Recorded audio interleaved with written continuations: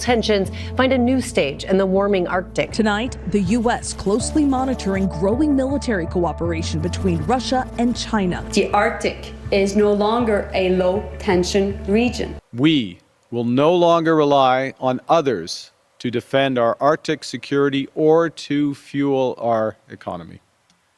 We're taking full responsibility for defending our sovereignty. In March of 2026, standing in an airplane hangar in Yellowknife, with soldiers behind him, Canada's Prime Minister announced the biggest push into the North this country has ever attempted. Over $40 billion. 3 brand new military bases in the territories, airfields, ports, radar, roads, and one line in that speech landed harder than all the money did. We will no longer rely on others to defend our Arctic security or to fuel our economy. Everybody knew which nation he meant. Down in Washington, that plan is not being read as good news from a friendly neighbor. It's being read as a problem. Here's why the Americans are nervous about Canada finally waking up in its own backyard. Start with what Canada actually committed to. The federal government put more than $35 billion into defending and building the North, with roughly $10 billion more in major projects on top of that. $32 billion of it goes into forward operating locations at Yellowknife, Inuvik, and Iqaluit, plus the base at Goose Bay. That means real runways that can handle fighter jets, real fuel storage, real hangars, real places to put people. On top of that came something called the Arctic Economic and Security Corridor, a plan to tie the North together with trade routes and infrastructure, instead of leaving it as empty space on a map. For a country that has ignored its own North for a century, this is a total reversal. And the timing is not an accident. The Arctic is melting, and that changes everything. Sea ice has been shrinking for decades, and as it pulls back, water that was frozen solid year-round is turning into open ocean. Ship traffic through the Canadian Arctic has climbed steadily. By the middle of the century, the Canadian government expects the Arctic Ocean to be a workable summer shipping route between Europe and Asia. The North is warming at nearly 3 times the global average, so this is happening faster up here than anywhere else on the planet. 2 routes matter. On the Russian side, there's the Northern Sea Route, running along the Siberian coast. On our side, there's the Northwest Passage, threading through the Canadian Arctic Islands.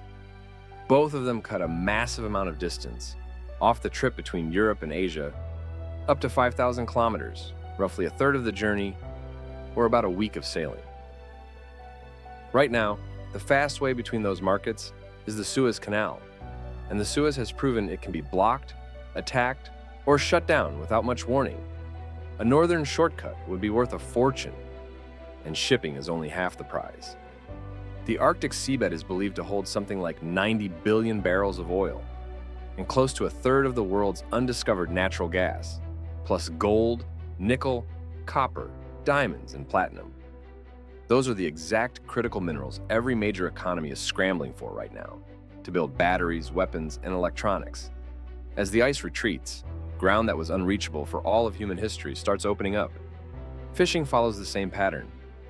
Less ice means safer water and a longer season, and fishing boats already make up most of the traffic moving through the Canadian Arctic. There's a direct payday in it for Canada, too. If the Northwest Passage becomes a real trade route under Canadian control, Ottawa could charge ships a transit fee to use it, the same way other countries charge for their canals. That money could fund search and rescue, environmental protection, and northern communities. It could also let Canada limit how many ships come through, which matters, because oil spills and heavy traffic in those waters would wreck an ecosystem the Inuit have depended on for thousands of years. Which brings us to the fight that's been quietly simmering for 40 years. Canada says the Northwest Passage is internal Canadian water. Not a shortcut through Canada, but Canada itself, same as a lake or a river. That means foreign ships need permission to sail it. The United States flatly rejects that. Washington says it's an international strait open to anybody, and it has never budged. This blew up in 1985 when an American Coast Guard icebreaker, the Polar Sea, sailed straight through the passage without asking. Canadians were furious. Ottawa responded by drawing straight baselines around the Arctic islands, formally declaring those waters internal. In 1988, the two countries patched together a compromise. American icebreakers would ask permission, Canada would say yes, and neither side would give up its legal position. It worked fine for decades, mostly because the Arctic was frozen and nobody was going anywhere anyway. That ice is gone now, and so is the reason the compromise held. Here's the part that explains American stubbornness better than anything else. It isn't really about Canada. If Washington accepts that Canada can lock up a waterway just because it runs between its own islands, that becomes a precedent, and other countries will grab it immediately. Iran could argue the Strait of Hormuz is internal water. China could make the same case for the South China Sea. The United States has built its entire naval strategy around the principle that ships go where they want, and it won't crack that principle in the Arctic, no matter how friendly the neighbor is. China, meanwhile, has already sided against Canada, calling itself a near-Arctic state, and insisting those waters are open to everyone. So the legal fight was always there. What changed is that Canada is now building the muscle to actually enforce its claim.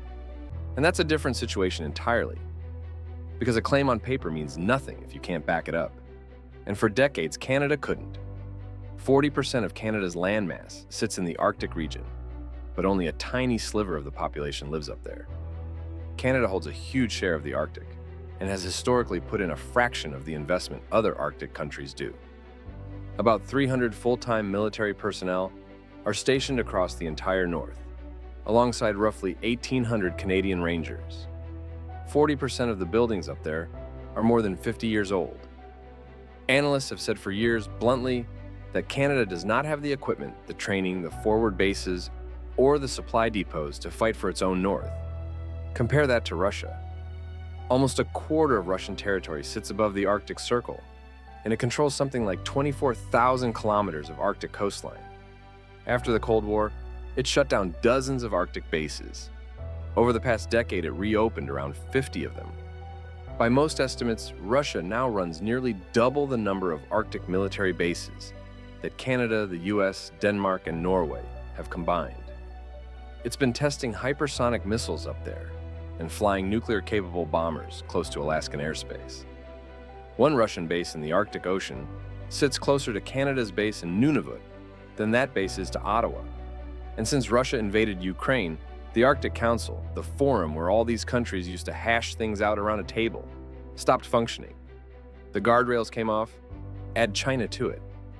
Beijing has poured billions into Arctic shipping, calls its plan the Polar Silk Road, and has been running joint air and naval patrols with Russia near Alaska. So the Arctic went from a frozen backwater nobody cared about to the most contested empty space on Earth. And Canada was caught holding the biggest claim with the smallest presence. That's the setup. Now, here's what actually spooks Washington. Look again at that line from the Yellowknife speech. No longer depending on any one nation. That isn't aimed at Moscow or Beijing. Canada doesn't depend on them for anything. It's aimed south. For 70 years, Arctic defense in North America has essentially meant American money, American contractors, and American equipment, with Canada along for the ride. NORAD is the only military command on Earth shared by two countries, run by an American 4-star general with a Canadian 3-star as his deputy. The old Cold War radar lines across the Canadian Arctic were built and operated mostly by the Americans. That arrangement gave Washington enormous say over what happens in Canada's north. Canada is now trying to change that. Alongside the new bases, Ottawa has been building defense and Arctic partnerships with the Nordic countries, joined a European defense initiative, and gone looking for allies outside North America on critical minerals and security. A Canada that can watch, supply, and defend its own north is a Canada that no longer has to say yes automatically. And a Canada with real ships, real bases, and real people in the passage is a Canada that can actually enforce the sovereignty claim the Americans have refused to accept since the 80s. That's the fear. Not that Canada gets strong, that Canada gets independent. And if anybody thinks that fear is overblown, look at what's been happening on the other side of Baffin Bay. Since early 2025, the the American president has been openly pushing to take Greenland, the Danish Arctic territory just across the water from Nunavut. In January of 2026, he said the United States would acquire it. We are going to do something on Greenland, whether they like it or not, because if we don't do it, Russia or China will take over Greenland. Asked whether he'd rather keep NATO together or get Greenland, he wouldn't answer straight and said it might be a choice.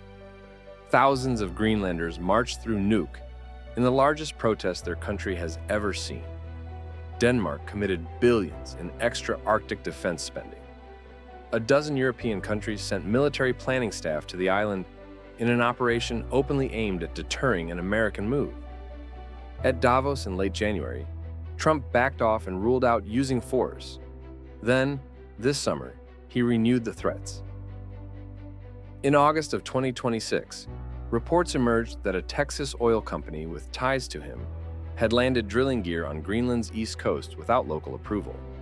And Greenland's government issued a strong warning that no permission had been granted. Now put yourself in Ottawa's chair.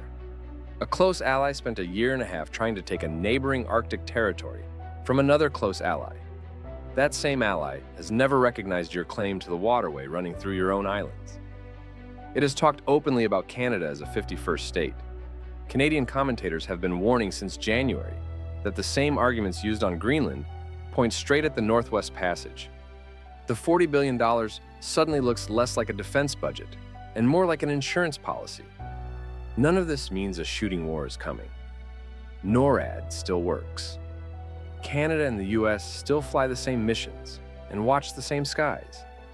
And the new Canadian plan is explicitly meant to support NORAD and NATO. But underneath that cooperation sits a real disagreement about who owns the top of the continent. And for the first time in decades, one side is building the capability to make its answer stick. For the roughly 140,000 people who actually live in Canada's north, most of them Indigenous, this is more than a geopolitics story. It's runways, it's ports, it's jobs, and it's food prices in communities where nearly everything arrives by air, and a bag of groceries costs a fortune. Ottawa says this time the money stays in the north, with northern contractors and infrastructure that serves communities, and not just the military. That promise has been made before, back in the Cold War, and it didn't hold. Whether it holds now is the part that matters most to the people up there. The rest of the world is watching a different scoreboard. The ice is going, the routes are opening, Russia is dug in, China is buying its way in, and Greenland showed exactly what happens when a superpower decides it wants a piece of the Arctic. Canada has the claim, the coastline, and now, finally, the checkbook. What it does next decides whether the Northwest Passage ends up Canadian in name or Canadian in fact.